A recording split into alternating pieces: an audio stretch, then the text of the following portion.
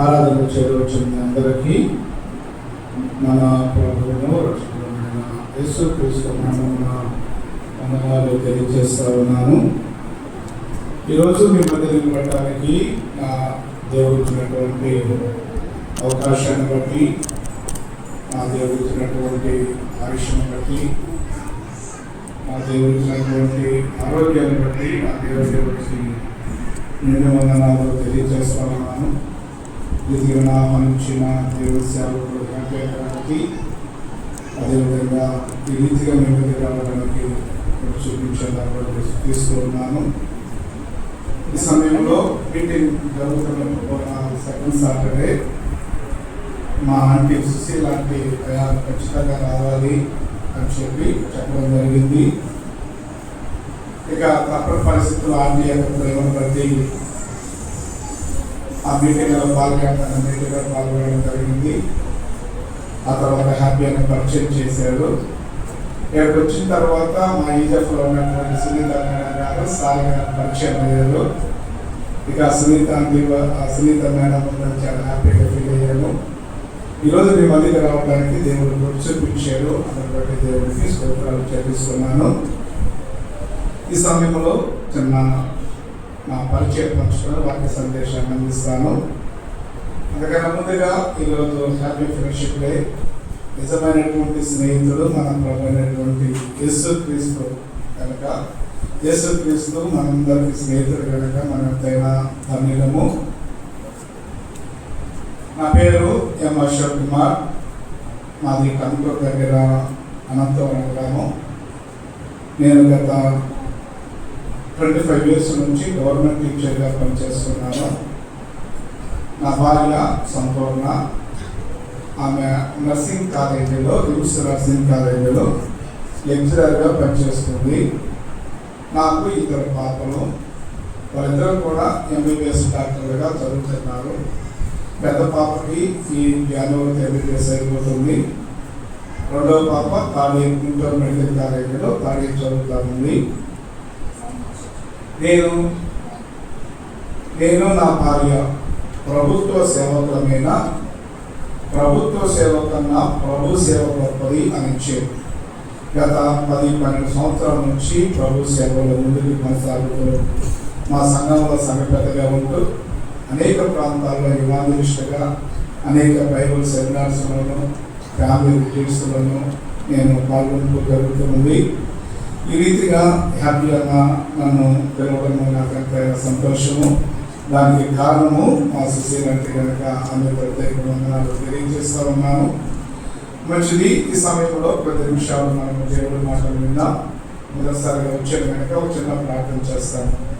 మమ్మల్ని బహుమిక్యలుగా ప్రేమించిన మా ప్రియ పరలోకపు మా తండ్రి, నీకు వందనాలు, స్తుతులు, స్తోత్రాలు చెల్లిస్తున్నాను.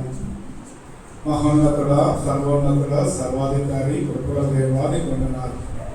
ఆదివారము ఆరాధనలో పాల్గొనడానికి చూపిన కృపను బట్టి తీసుకున్నాను. ఇప్పుడు వరకు ప్రభావ పాటల ద్వారా మీ నామాన్ని నేర్పరిచయం ఇసమైన నిలబడినాను. నీ శిలువను మరుగుపరచండి. బోరగా వాడుకపై ప్రార్థన చేస్తున్నాను. నా నోట నీ మాటలు ఉంచండి.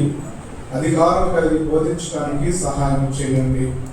ముందునటువంటి సమయాన్ని అందరికీ దీవెనకరంగాను, సంఘానికి మేలుకరంగాను, నీ నామానికి మహిమకరంగా జరిగించుకోమని మా ప్రభువును నీ ప్రియకుమారుడైన యేసు నామమున ప్రార్థన చేసి అడిగి పెట్టుకుంటున్నాను పరమ తండ్రి. ఆమేన్, ఆమేన్, ఆమేన్. ఈరోజు మంచిది. ఈరోజు మన అంశము కృప. జాగ్రత్తగా వినండి. ఈ కృప గురించి మీకు 6 ప్రశ్నలు మీకు అందిస్తాను. ఈ 6 ప్రశ్నల ద్వారా ఈ కృప గురించి మనము చక్కగా ఇంకెప్పుడు మర్చిపోకూడదు. ఓకేనా? కృప మీరు ఎప్పుడు ఎంత పెద్ద సేవకులు వచ్చినా ఈ కృప గురించి మాకు అవగాహన ఉంది అని మీరు చక్కగా చెప్పేస్తాను. జాగ్రత్తగా వినాలని మనం చేస్తూ ఉన్నాను. మొదటిగా, వాట్ ఈజ్ గ్రేస్? కృప అంటే ఏమిటి? రెండవదిగా, వాట్ కైండ్ ఆఫ్ గ్రేస్? కృప ఎలాంటిది? మూడవదిగా, వాట్ డస్ గ్రేస్ డూ? కృప ఏం చేస్తుంది? నాలుగవదిగా, వేర్ గ్రేస్ ఇస్ ఫౌండ్? కృప ఎక్కడ దొరుకుతుంది? Who receives grace? కృప ఎవరు పొందుకుంటారో? కృపను పొందుకున్న మనము ఎలా జీవించాలి? ఈ 6 ప్రశ్నలకు మనం ఒక 45 నిమిషాల్లో దేవుడి మాటల్ని విన్నాం. మొదటిగా, what kind of grace? What is grace? కృప అంటే ఏమిటి? Grace makes the unworthy worthy. కృప అనగా అనర్హుడిని అర్హుడిగా చేసేదే కృప. అయోగ్యుడిని యోగ్యుడిగా చేసేదే కృప. జాగ్రత్తగా వినండి. కృప అంటే అనర్హుడికి అర్హత ఇవ్వటము, అయోగ్యుడిని యోగ్యుడిగా చేయటం కృప. అనగా ఆ గడప దాటి లేదా ఆ గడప దాటి లోనికి రావడానికి ఉన్న మనకుడికి కూడా అర్హత కానీ, యోగ్యత కానీ, నీతి కానీ, పరిశుద్ధత కానీ, పవిత్రత కానీ, అధికారం కానీ లేదు. కేవలము ఆయన కృప చేతని మనము లోనికి వచ్చాం. అందుకని అంటారు కదా భక్తుడు, కృప చేతని మీరు రక్షించబడ్డారు. రక్షణ పొందటానికి, ఆయన ప్రభువులో చేయవేయటానికి, ఆయన ఆరాధించడానికి అర్హత లేదు, అయోగ్యత లేదు. కానీ ఆయన కృప మనకు అర్హతనిచ్చింది, ఆయన కృప మనకు యోగ్యతనిచ్చింది. కృప అనగా అనర్హుడును అర్హుడిగా చేసేదే, అయోగ్యుడును యోగ్యుడిగా చేసేదే కృప. రెండవదిగా, నాన్న కొద్దిసేపు ఉన్నా సైలెంట్గా కూర్చున్నామా.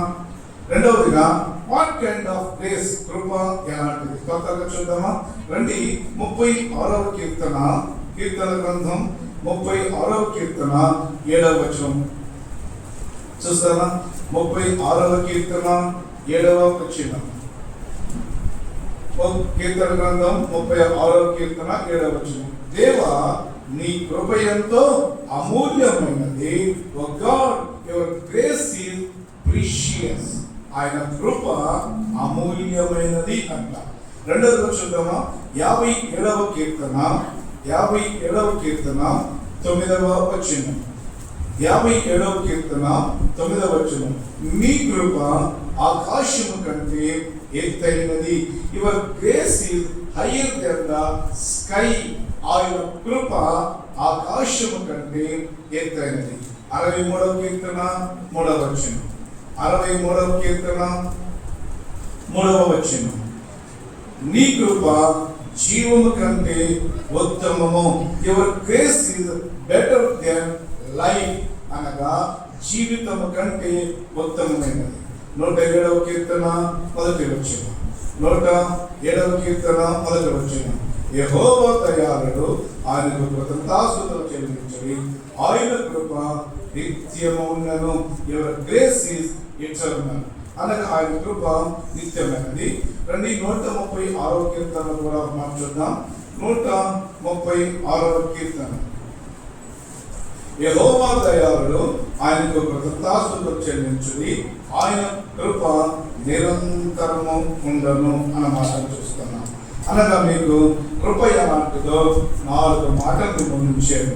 నెంబర్ 1, ఆయన కృప అమూల్యమైనది అని అంటారు.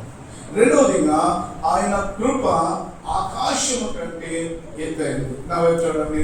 మన పిల్లలతో ముచ్చటిస్తున్నప్పుడు, పిల్లలతో ఆడుకుంటున్నప్పుడు, నాన్న నేనంటే నీకు ఎంత ఇష్టమో అని అన్నాడు అనుకో, ఎంత మమ్మీ అని అంటాడు. ఇంతేనా అని అంటే ఎంత మమ్మీ అని అంటాడు. తర్వాత ఇంతేనా నాన్న అంటే వాడికి కేవి లేక ఇలా అంటాడు కదా. ఇప్పుడు దేవుడి దగ్గర మనము, దేవా నా మీద నీ కృప ఎంత ఎత్తైనదంటే ఎంత మేఘమలంతా ఆకాశమునంతా అని అంటే మనకి ఇంకా అంత ఆకాశం తర్వాత ఇంకేముంది? కానీ దేవుడు అంటున్నాడు కదా, నా పట్ల మీ కృప ఆకాశము కాదు, ఆకాశము కంటే ఎత్తైనది అంటున్నాడు. మూడవదిగా, ఆయన కృప జీవము కంటే ఉత్తమమైనది, ఒక జీవితము కంటే ఉత్తమమైనది అని అర్థం, లైఫ్ అని అనమాట. నాలుగవదిగా, ఆయన కృప నిత్యము ఉండేది, నిరంతరము ఉండేది. ఈ 136వ కీర్తనని కృపా కీర్తన అంటారు. ప్రతి వచనం చివరన ఆయన కృప నిరంతరముండును, ఆయన కృప నిరంతరముండును.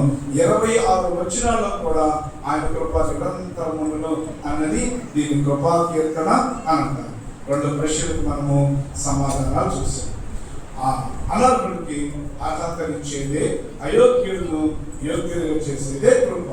ఆయన కృప అమూల్యమైనది, ఆయన కృప ఆకాశము కంటే ఎత్తైనది, ఆయన కృప జీవితము కంటే ఉత్తమమైనది, ఆయన కృప మనతో నిత్యం ఉండేది, నిరంతరమైనది, శాశ్వతము అయినది.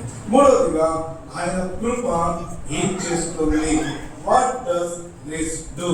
కృప ఏం చేస్తుందో చాలా జాగ్రత్తగా మనము విన్నాం. దీనికి సహాయకరంగా బైబిల్ గ్రంథంలో ఒక వ్యక్తి జీవితాన్ని ముందుంచుతాను. బైబిల్ గ్రంథంలో మొట్టమొదట కృప పొందిన వ్యక్తి ఎవరు చెప్పండి? బైబిల్ గ్రంథంలో మొట్టమొదటగా కృప పొందిన వ్యక్తి ఎవరు? బైబిల్ గ్రంథంలో మొట్టమొదటగా కృప పొందిన వ్యక్తి నోవా. రండి, నోవా జీవితంలో కృప ఏం చేస్తుందో మీకు 4 మాటలు తెలియజేస్తాను.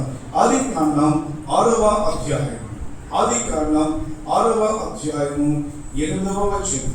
అయితే నోవహు యెహోవా దృష్టి యందు కృప పొందిన వాడు. అనగా మొట్టమొదటిగా బైబిల్ గ్రంథంలో కృప పొందిన వ్యక్తి ఎవరు అంటే నోవా. ఈ నోవా జీవితంలో కృప ఏం చేస్తుందో 4 మాటలు మేము ఉంచుతాను.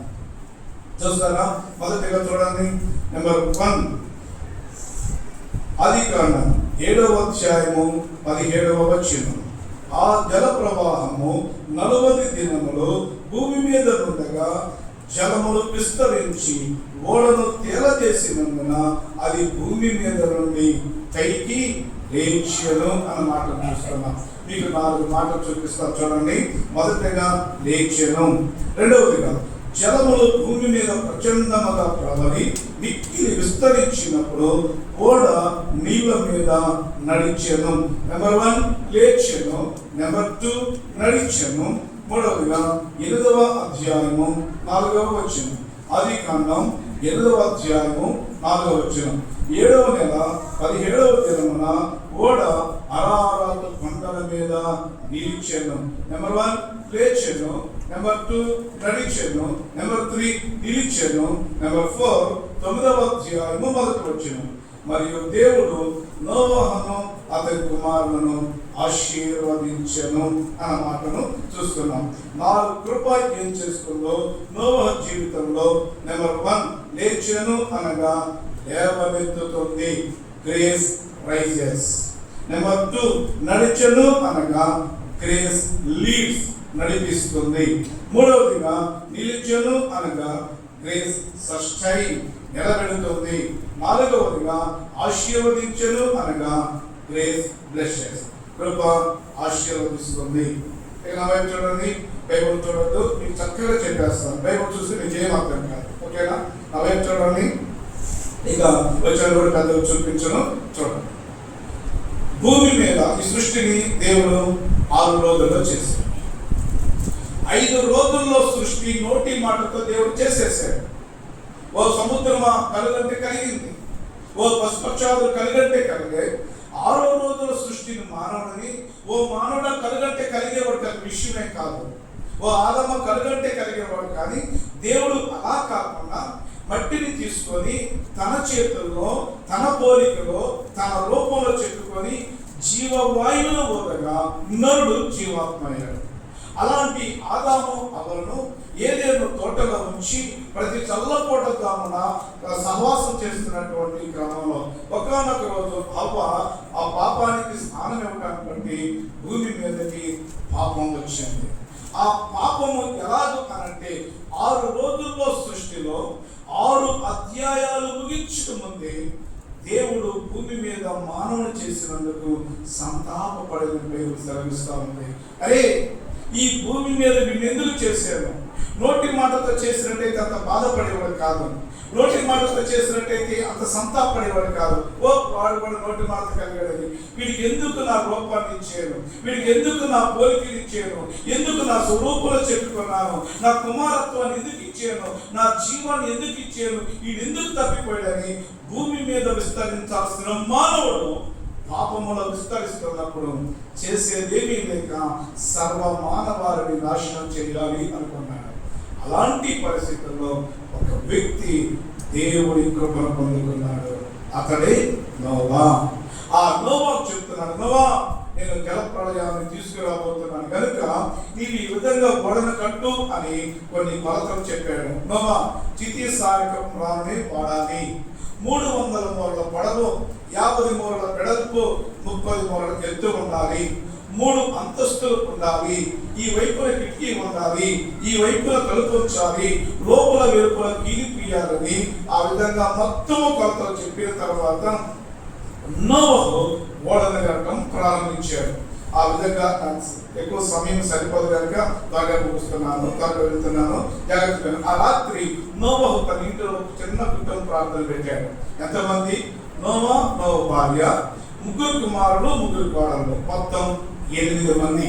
ఈ 8 మందితో వారు పాట పాడుకున్న తర్వాత నోవహు ఈ విధంగా చెప్తున్నాడు, దేవుడు నన్ను దర్శించాడు, దేవుడు నాతో మాట్లాడాడు, ఓడను కట్టమన్నాడు కనుక రేపు నుంచి మన పని ఇది అని వారికి పని విభజన చేస్తున్నాడు. ఓ కుమారులారా, మీరు ఏం చేయాలంటే అడవికి వెళ్ళి చితిసారకం రాను తీసుకురావడం మీ పని అని చెప్పాడు. అది కుమారుడికి ఇచ్చిన పని.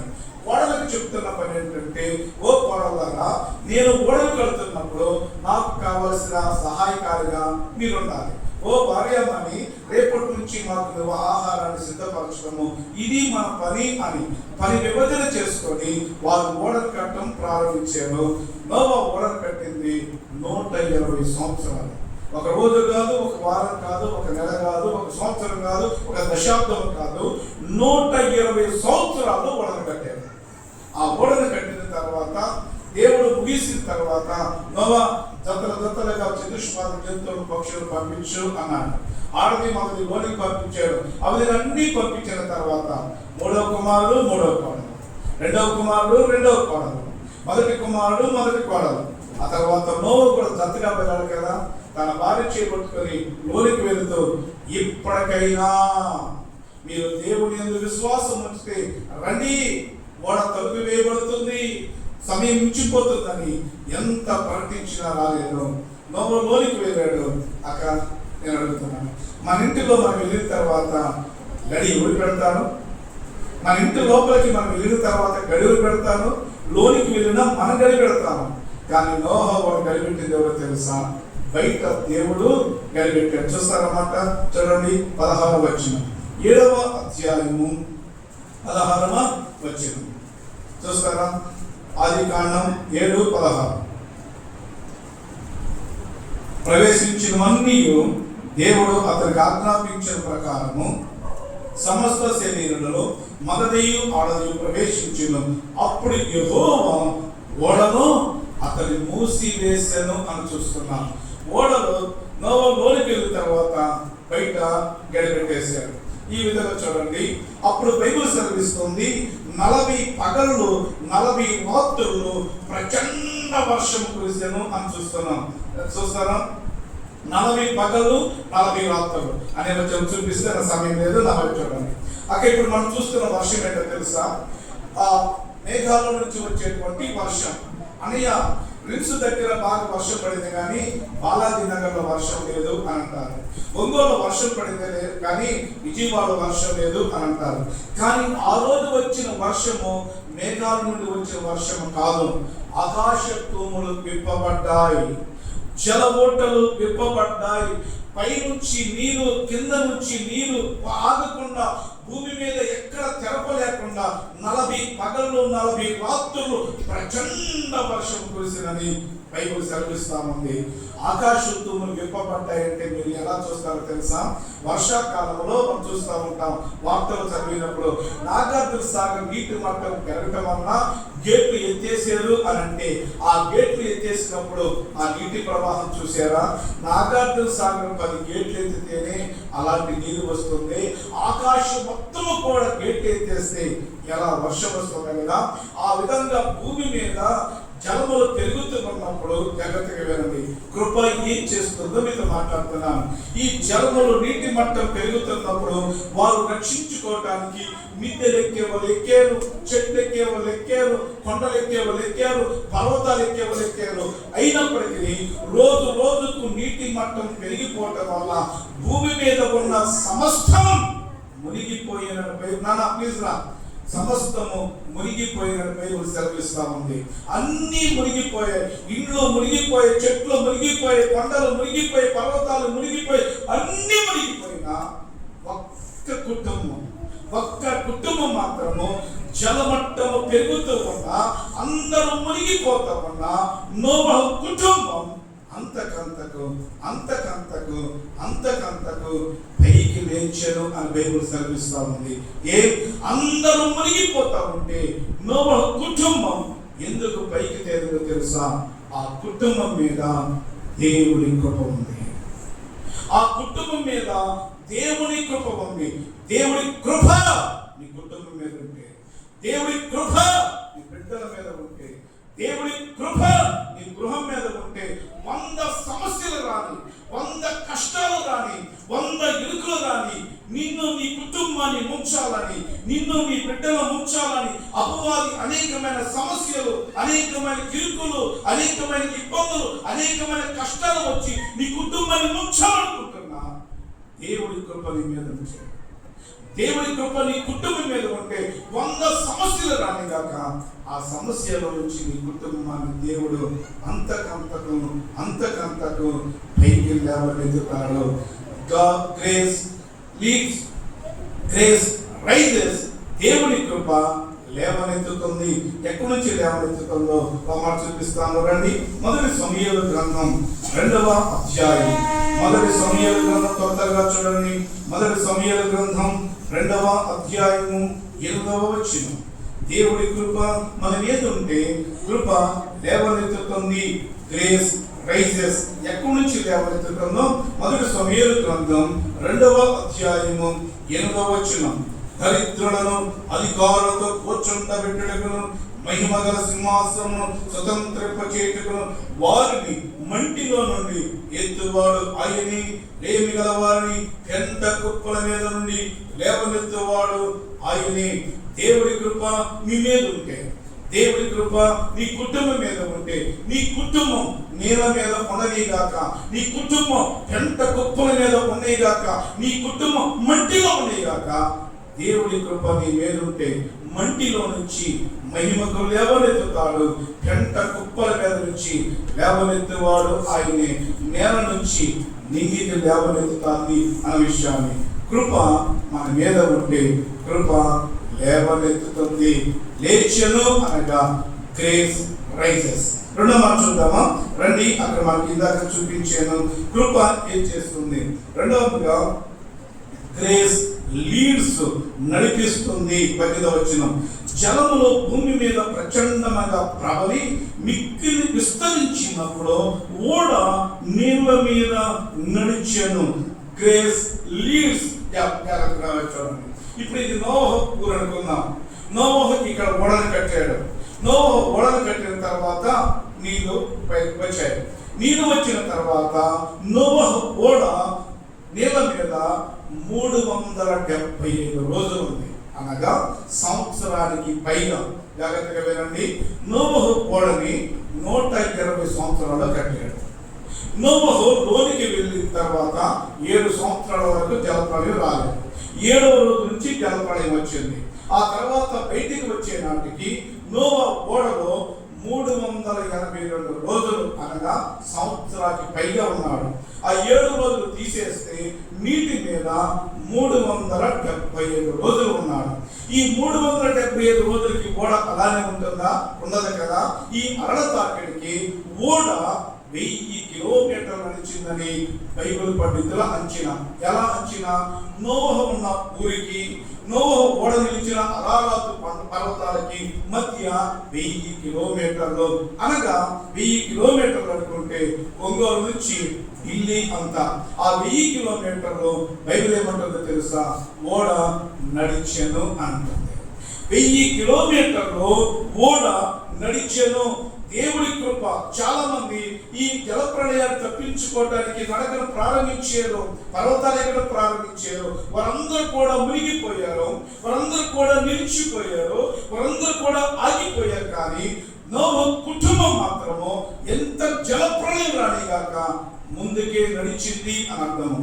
దేవుడి కృప నీ మీద ఉంటే, దేవుడి కృప నీ కుటుంబం మీద ఉంటే, దేవుడి కృప నీ బిడ్డల మీద ఉంటే, విశ్వాస యాత్రలో విశ్వాసంలోకి కత్తి దాన్ని కొనసాగించేటువంటి యేసు వైపు నువ్వు ముందుకు సాగుతున్నప్పుడు నిన్ను ఆపివేయటానికి ఎర్ర సముద్రం ఎదురొస్తుంది, నేను ఆపివేయటానికి ఎరుకో కోట గోడలు అడ్డొస్తాయి, నేను ఆపివేయటానికి యోర్దాను నదులు వస్తాయి. అలాంటి ఎర్ర సముద్రం అప్పుడు, ఎరుకో కోట గోడలప్పుడు, యోర్దాను నదులప్పుడు నేను ముందుకు సాగలేనన్నా, నా వల్ల కాదన్నా, ఈ ప్రయాణం నేను చేయలేని నిలిచిపోయిన వారు ఎంతమంది లేరు, ఆగిపోయిన వారు ఎంతమంది లేరు, వెలుగురిగిపోయిన వారు ఎంతమంది లేరు. కానీ నీ దేవుడి కృప నీ మీద ఉంటే, దేవుడి కృప నీ కుటుంబం మీద ఉంటే, ముందుకు సాగుతున్నప్పుడు 100 సంవత్సరాలు రాని దేవుడి కృప నేను ముందుకే నడిపిస్తుంది అనే విషయాన్ని తెలియజేస్తా ఉన్నాను. చూడండి, 430 సంవత్సరాల ఐగుప్తు బానిసత్వం నుంచి విడిపించిన తర్వాత వారిని బైబిల్ ఏమంటుందో తెలుసా? వారిని ఆపాలని ఎర్ర సముద్రాన్ని ఉంచారు, వారిని ఆపాలని ఎరుకు కోట గోడలు ఎదురొచ్చాయి, వారిని ఆపాలని యోర్దాను ఎదురొచ్చింది. అయినా దేవుడి కృప వీటన్ని ఆటంకములను అధిగమించి వాగ్దాన దేశంలోకి వెళ్ళడానికి దేవుడి కృప సహాయపడింది. అందుకే చెప్తాడు కదా, వారిని ఏ విధంగా నడిపించాడనంటే, నాకు చాలా ఇష్టమైనటువంటి మాట, పక్షి తన రెక్కల మీద పిల్లలను మోసినట్లుగా ఇశ్రాయేలు 26 లక్షల కాల్బలాన్ని దేవుడు నడిపించాడు. బైబిల్ ఏమంటుందో తెలుసా? చొక్కా మాయలేదు, చెమట పట్టలేదు, చెప్పుల వారు తెగిపోలేదు, కాళ్ళకు వాపు రాలేదు అంటున్నాడు. నువ్వు 24, 18, 17 పెట్టుకుని ఏసీలో కూర్చున్నా నీకు చొక్కా మాస్తుంది, చెమట పడుతుంది, అలసట వస్తుంది. కానీ 40 సంవత్సరాల ప్రయాణంలో వారికి కలగలేదు కదా. ఏంటో తెలుసా? దేవుడి కృప మన మీద ఉంటే సమస్యలు ఎన్ని రానిగాక ముందుకే సాగుతావు అన్నదానికి అందుకు మాట చూపిస్తాను. రండి, కీర్తన గ్రంథం 48వ కీర్తన 14వ వచనం. కీర్తన గ్రంథం 48వ కీర్తన 14వ వచనం. ఈ దేవుడు సదాకాలము మనకు దేవుడై ఉన్నాడు, మరణము వరకు ఆయన మనలను నడిపించును. మరణము వరకు ఆయన మనను నడిపించును. చాలా మంది ఈ జీవిత యాత్రలో ముందుకు సాగిపోయాక ఈ లోకాన్ని విడిచిపెట్టిన వారు ఎంతమంది? అనగా వీళ్ళతో కాపురం చేయటం నా వల్ల కాదు, ఈ లోకాన్ని ముగించేస్తాను, ఈ పిల్లలు పెంచడం నా వల్ల కాదు, నేను ఈ లోకంలో ఉండలేనని మరణానికి అప్పగించుకున్న వాళ్ళు ఎంతమంది లేరు? ఎంతమంది ముందుకు సాగలేక ఆగిపోయిన వారు లేరు? ఎంతమంది నిలబడిపోయిన వారు లేరు? కానీ దేవుడి కృప నీ మీద ఉంటే, నోవహు కుటుంబాన్ని నడిపించిన దేవుడు నీ కుటుంబాన్ని దేవుడు ముందుకే నడిపిస్తాడు. మరణం వరకు, గమ్యం చేరేంత వరకు, ఆ పరమ కణాలలో అడుగు పెట్టేంత వరకు సమస్యలు పొందరాని గాక. ఈ లోకంలో ఉన్నప్పుడు సమస్యలు వస్తాయి, ఈ లోకంలో ఉన్నప్పుడు ఇరుకులు వస్తాయి, ఈ లోకంలో ఉన్నప్పుడు ఇబ్బందులు వస్తాయి. అయితే ఆ ఇరుకుల్లో, ఆ ఇబ్బందుల్లో, ఆ కష్టంలో దేవుడి కృప మన మీద ఉంటే ముందుకే సాగుతాము అనే విషయాన్ని తెలియజేస్తాము. నెంబర్ 1, దేవుడి కృప లేవనెత్తుతుంది. నెంబర్ 2, దేవుడి కృప నడిపిస్తుంది. మనం చూద్దామా? రండి, ఆదికాండం 8వ అధ్యాయం. ఆదికాండం 8వ అధ్యాయము 4వ వచనం. ఆదికాండం 8వ అధ్యాయము 4వ వచనం. 7వ నెల 17వ దినమున ఓడ అరారాతు కొండల మీద నిలిచెను. గ్రేస్ సస్టైన్స్, నిలబెడుతుంది. గ్రేస్ రైజెస్, లేవనెత్తుతుంది. గ్రేస్ లీడ్స్, నడిపిస్తుంది. గ్రేస్ సస్టైన్స్ నిలబెడుతుంది. ఓడ అన్నిటికన్నా ఈ రోజుల్లో ఎవరెస్ట్ శిఖరం అంటాం కదా, ఆ రోజుల్లో అరారాతు పర్వతము భూమి మీద ఎత్తైనటువంటి పర్వతము. ఆ పర్వతం మీద నోవా యొక్క కుటుంబము నిలబడింది. అనగా దేవుడి కృప మన మీద ఉంటే, దేవుడి కృప మన కుటుంబం మీద ఉంటే 100 సమస్యలు రాని గాక, పడిపోయిన పరిస్థితులు ఉన్నాయి గాక, నడలేని పరిస్థితులు ఉన్నాయి గాక, ఆ దేవుడి కృప నిన్ను, నీ కుటుంబాన్ని, నీ బిడ్డలను ఉన్నతమైన స్థలములో నిలబెడుతుంది అన్న విషయాన్ని తెలియజేస్తున్నాను. దాంట్లో మాట చూపిస్తాను రండి. యెషయా గ్రంథం 58వ అధ్యాయము 14వ వచనం. యెషయా గ్రంథం నాకు ఇది చాలా ఇష్టమైనటువంటి మాట. యెషయా గ్రంథం 58వ అధ్యాయము 14వ వచనం. యెషయా గ్రంథం 58వ అధ్యాయము 14వ వచనం. నీవు యెహోవాయందు ఆనందించుదువు, దేశం యొక్క ఉన్నత స్థలముల మీద నేను నిన్ను ఎక్కించెదను అన్నమాట. అయ్యా, దేశం యొక్క ఉన్నతమైన స్థలం మీద నాకు ఎక్కడానికి బలం లేదే అని అంటే దేవుడు వాక్యం ఏమంటుందో చూద్దామా రండి. కీర్తన గ్రంథం 18వ కీర్తన 33వ వచనం. కీర్తన గ్రంథం 18వ కీర్తన 32వ వచనం చూడండి. 32వ వచనం. కీర్తన గ్రంథం 18వ కీర్తన 32వ వచనం. నాకు బలము ధరింప చేయువాడు ఆయనే, నన్ను యథార్థ మార్గమును నడిపించేవాడు ఆయనే. ఆయన నా కాళ్ళు జింక కాలవలి చేయుచున్నాడు, ఎత్తైన స్థలం మీద నన్ను నిలుపుచున్నాడు, నా చేతులు యుద్ధం చేయ నేర్పువాడు ఆయనే. దేవుడి కృప నీ మీద ఉంటే, మూడవదిగా నీ కుటుంబాన్ని దేశం యొక్క ఉన్నతమైన స్థలం మీద నిలబెడతాడు అని అంటున్నాడు. చూడండి అక్కడ అమ్మ, ఆ ఉన్నతమైన స్థలం మీద నిలబెట్టడానికి నాకు బలమే లేదే, ఆ ఉన్నతమైన స్థలంలో నిలబెట్టడానికి నాకు శక్తి లేదే, నాకు కావలసిన ధర్మ లేదు, కావలసిన రికమెండేషన్ లేదు, కావలసిన బలము లేదనంటే దేవుడు ఏమంటున్నాడు తెలుసా? నీ కాళ్ళను లేడి కాళ్ళ వలె చేస్తాను, నీ కాళ్ళకు బలాన్ని ఇస్తాను, నీ చేతులకు యుద్ధం చేయ నేర్పిస్తాను, చెయ్యి పట్టి దేశం యొక్క ఉన్నతమైన స్థలం మీద నేను కూర్చోబెట్టాను. అక్క అమ్మ ప్లీజ్, ప్లీజ్ సిస్టర్ ప్లీజ్. దేశం యొక్క ఉన్నతమైన స్థలం మీద నీవు, నీ కుటుంబము, నీ బిడ్డలు రాబోయేటువంటి రోజుల్లో దేశం యొక్క ఉన్నతమైన స్థలాల్లో ఉండాలంటే దేవుడి కృప నీ బిడ్డల మీద ఉండాలి. దేవుడి కృప నీ కుటుంబం మీద ఉంటే అది ఉన్నతమైన స్థలాల్లో నిలబెడుతుంది. నువ్వే చెప్తావు, అన్నా వీడు పుట్టినప్పుడు ఇలా అనుకోలేదన్నా, వీడు పుట్టినప్పుడు ఇలా అవుతాడు అనుకోలేదన్నా. ఈరోజు వాడు ఎలాంటి తెలుసా? ఆ బ్యాంకులో వాడే మేనేజర్ అన్నా, ఆ సాఫ్ట్వేర్ కంపెనీలో వాడే CEO అన్నా, ఆఫీసులో వాడే బాస్ అన్నా, వాడు ఉన్నతమైన స్థలాల్లో ఉండాలి. నీవు నీ బిడ్డలు ఉన్నతమైన స్థలాల్లో ఉండాలంటే దేవుడి కృప నీ బిడ్డల మీద ఉండాలి. దేవుడి కృప నీ బిడ్డల మీద ఉంటే వారి సమయం వచ్చినప్పుడు, దేవుడి యొక్క నిర్ణయ కాలం వచ్చినప్పుడు దేశం యొక్క ఉన్నతమైన స్థలం మీద నీ బిడ్డలు కూర్చోబెడతారు. ఆ విధంగా కూర్చోబెట్టగలిగేది దేవుని కృప. నెంబర్ 1 చూడండి, గ్రేస్ రైజెస్ లేవనెత్తుతుంది, గ్రేస్ లీడ్స్ నడిపిస్తుంది, గ్రేస్ సస్టైన్స్ నిలబెడుతుంది. 4వ మాట చెప్తానండి, గ్రేస్ బ్లెషెస్. చూస్తారా మాట? 9వ అధ్యాయము 1వ వచనం. మరియు దేవుడు నోవహును అతని కుమారులను ఆశీర్వదించి మీరు ఫలించి అభివృద్ధి పొంది భూమిని నిందించండి అన్నాడు. అరే, ఈ ఆశీర్వాదం ఎక్కడ చూసేవి? 4వదిగా నోవహు ఓడలో నుంచి బయటికి రాగానే దేవుడు నోవహును అతని కుమారులను ఆశీర్వదిస్తున్నాడు. ఏ విధంగా? నోవా, మీరు ఫలించి అభివృద్ధి పొంది విస్తరించి భూమిని నిండించి దాన్ని ఏలుబడి చేయండి ఆశీర్వదిస్తున్నాడు. ఆశీర్వాదం ఎక్కడ చెప్పండి? ఆశీర్వాదం మనం ఎక్కడ విన్నాము? ఆదికాండం 1:20 చూడండి, 1:28 చూడండి. ఆదికాండం 1:28.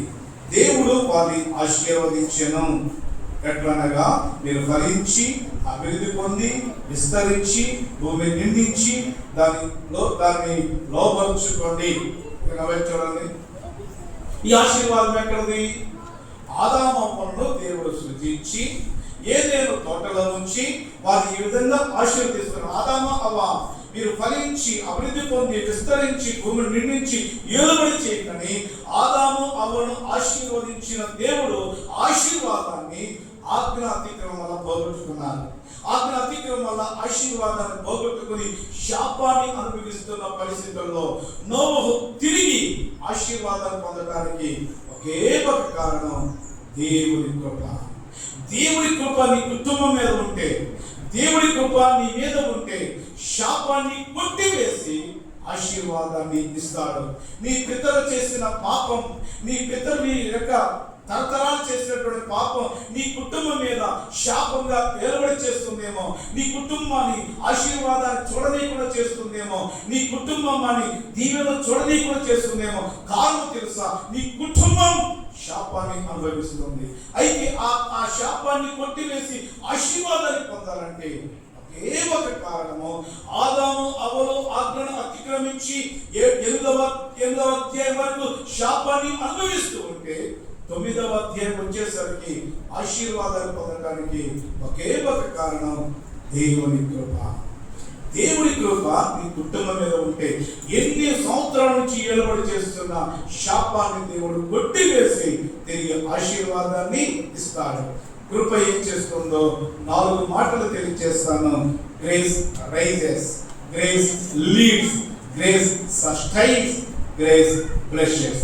కృప లేవనెత్తుతుంది, కృప నడిపిస్తుంది, కృప నిలబెడుతుంది, కృప ఆశీర్వాదాన్ని ఇస్తుంది. ఆ కృప నీకు కావాలంటే అనగా కృప గురించి బాగా మాట్లాడాము. కృప నిలబెడుతుందని, కృప నడిపిస్తుందని, కృప ఆశీర్వదిస్తుందని నువ్వు నాతో మాట్లాడాము. ఆ కృప ఎక్కడ దొరికిందో చెప్తే, ఆ కృప ఎక్కడ దొరికిందో చెప్తే ఆ కృప నేను పొందుకుంటాను అని అంటే ఆ కృప ఎక్కడ దొరుకుతుందో చూద్దామా? రండి, హెబ్రీయులకు రాసిన పత్రిక 4వ అధ్యాయం కృప ఎక్కడ దొరుకుతుందో మీకు చూపిస్తాను. రండి, కృప ఎక్కడ దొరుకుతుందో మీతో పంచుకుంటాను.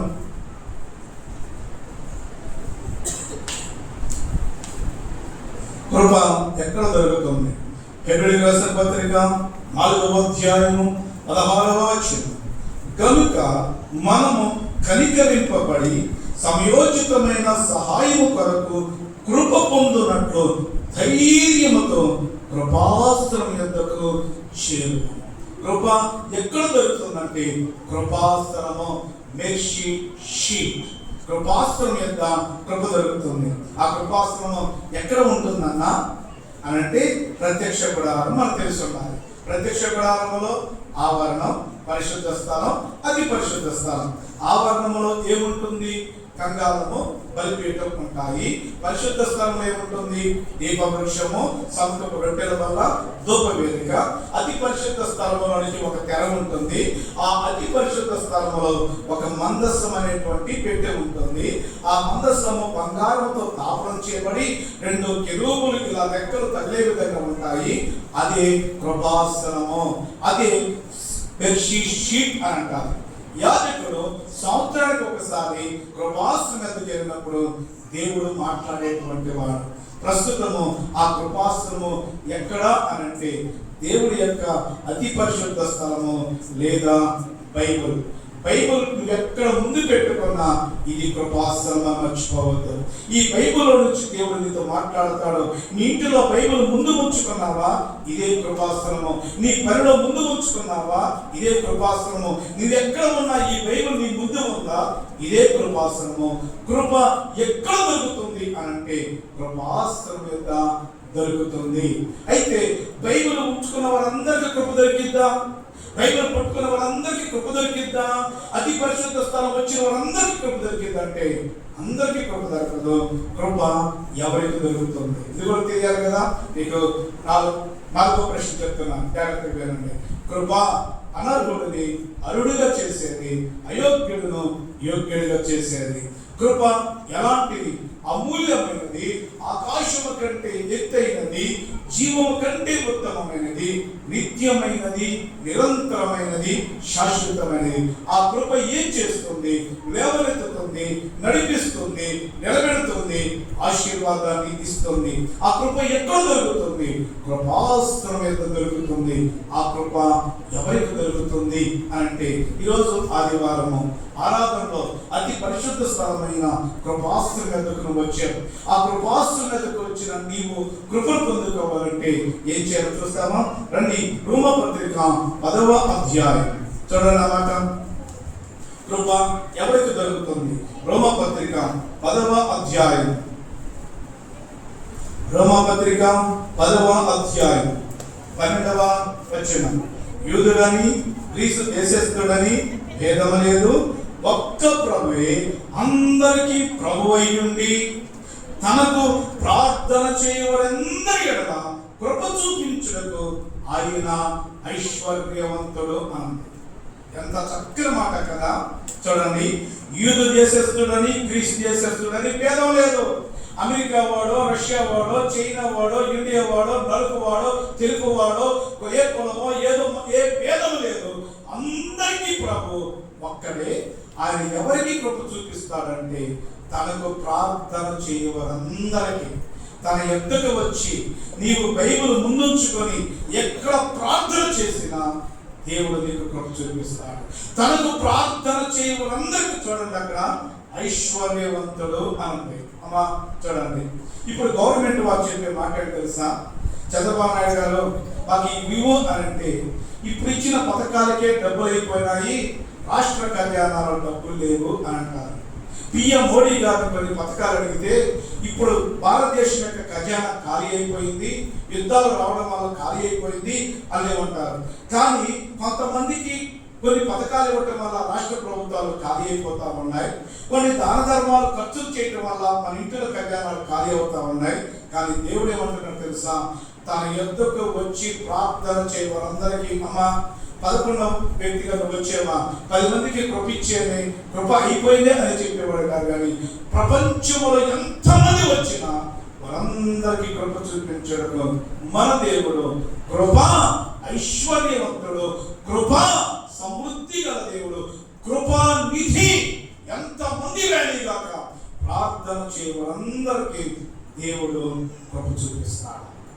ప్రార్థన చేయవారందరికీ వారు ఎవరైనా తన ముందు కృపాస్త్రమైన బైబిల్ ఉంచుకొని లేదా కృపాస్త్రమైన దేవుడు మందిరంలోకి వచ్చి ప్రభువా కృప చూపించు అంటే, ఎవరైనా నీ ఉద్యోగంతో, నీ స్థితితో, నీ ఆస్తిపాస్తులతో, నీ కులముతో సంబంధం లేకుండా కృప చూపించుటకు కృప ఐశ్వర్యవంతుడు.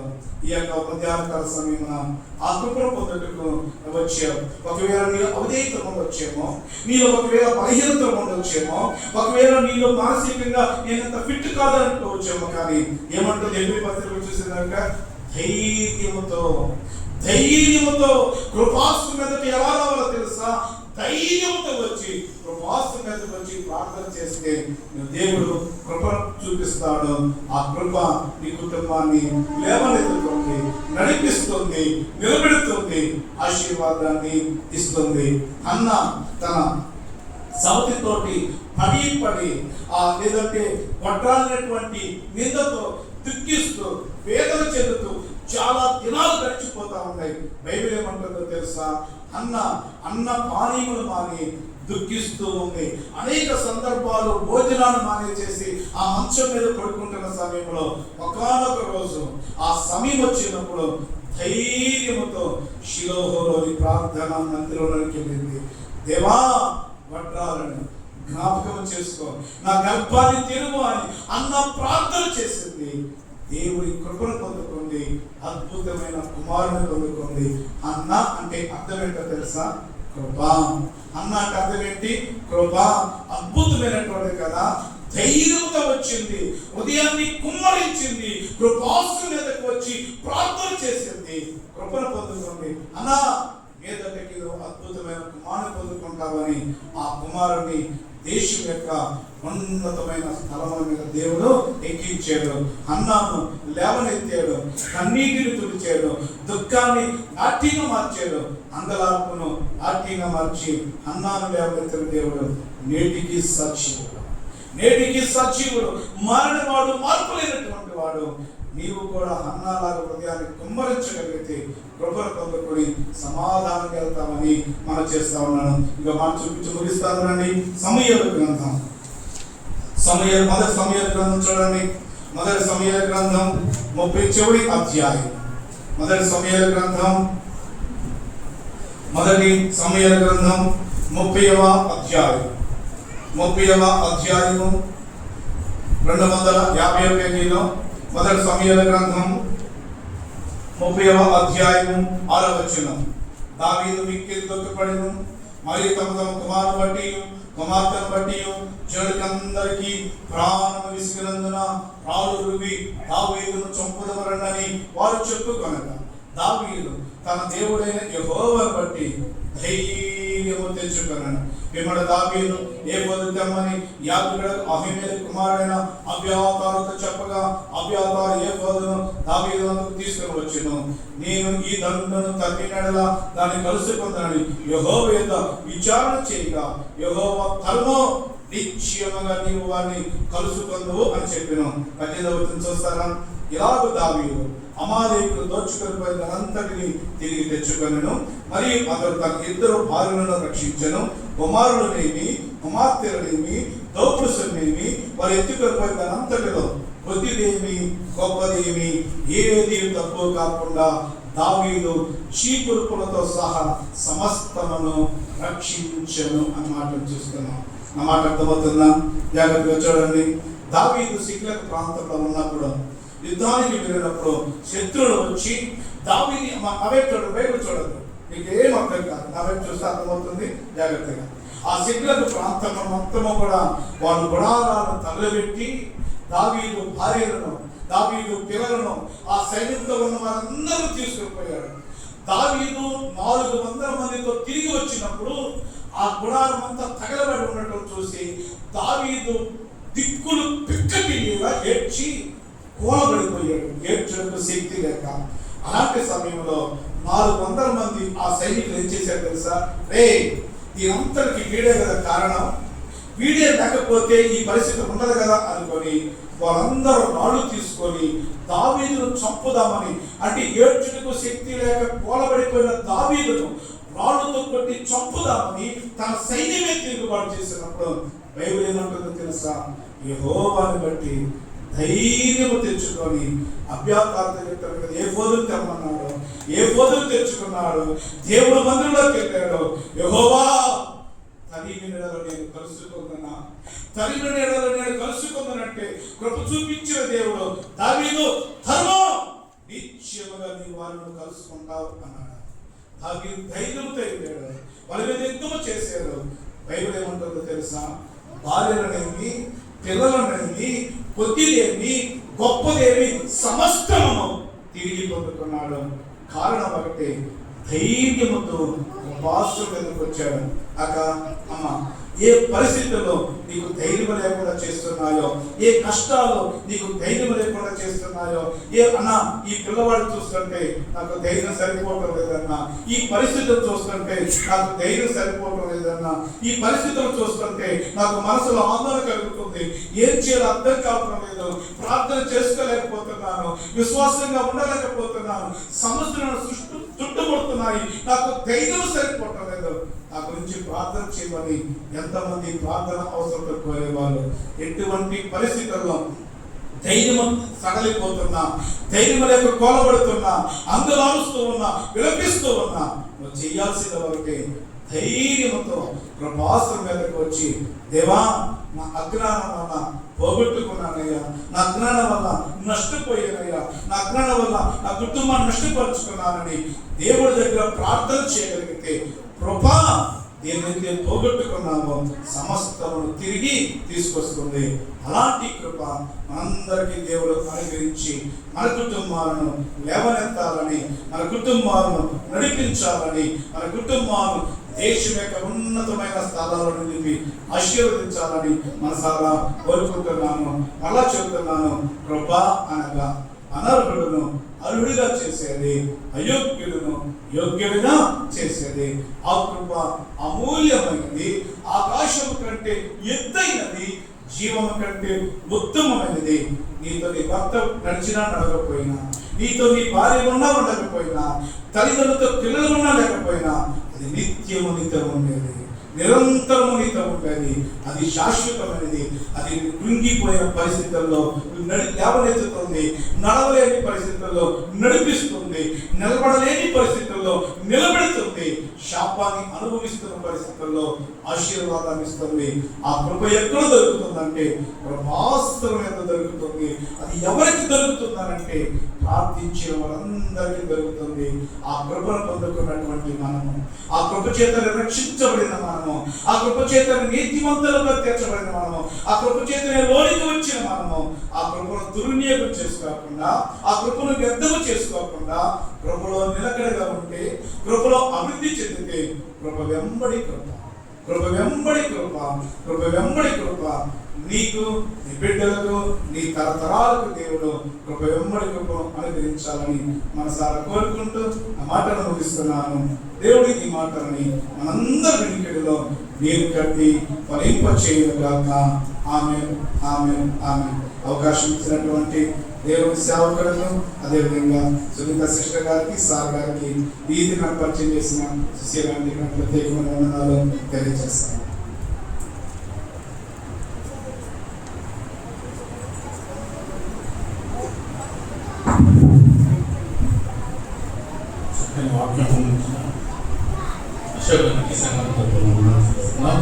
నిజంగా దేవుని కృప లేకపోతే కృప కలిగే లాభాలు ఎలా సస్టైన్స్, దేవుడు ఎలా నడిపిస్తాడో, ఎలా నిలబెట్టుకుంటాడు గురించి నేర్చుకున్నాం. ఆయన కృపాసనం నిలబడుతున్నాం. ధైర్యంగా వచ్చేవారుగా మనం తీర్చిదిద్దుతున్నాం. ప్రవేశం ప్రేరేపిస్తా అన్న ప్రేరేపిస్తే ఈరోజు నుంచి యూత్ మీటింగ్ ఉంటుంది మనకి. ప్రేయర్ అవ్వాలి. యవనస్తులు ఉంటే close in half an hour. యవనస్తులు, స్త్రీలు, పురుషులు మీటింగ్ అయిపోయిన ఒక హాఫ్ అన్ అవర్ ఆలోచిస్తాం. ప్రవేశం ప్రార్థిస్తాం.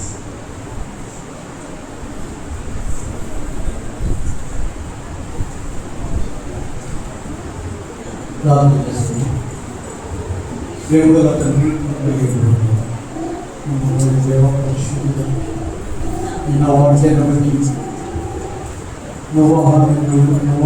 వాటిని ఎలా చేస్తున్నావు